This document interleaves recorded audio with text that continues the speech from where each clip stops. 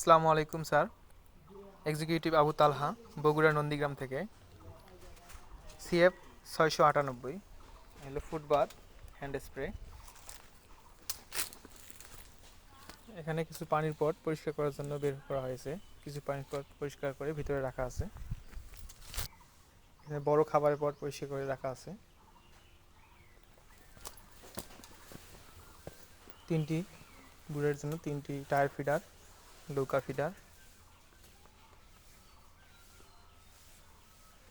ফ্লোরে সুন্দর করে হোয়াইট ওয়াশ করা হয়েছে।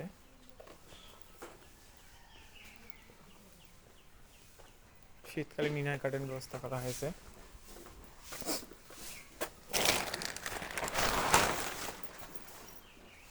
1200 বাচ্চা হাউজিং হবে আগামী বৃহস্পতিবার। 1200 বাচ্চার জন্য তিনটি বুটার করা হয়েছে।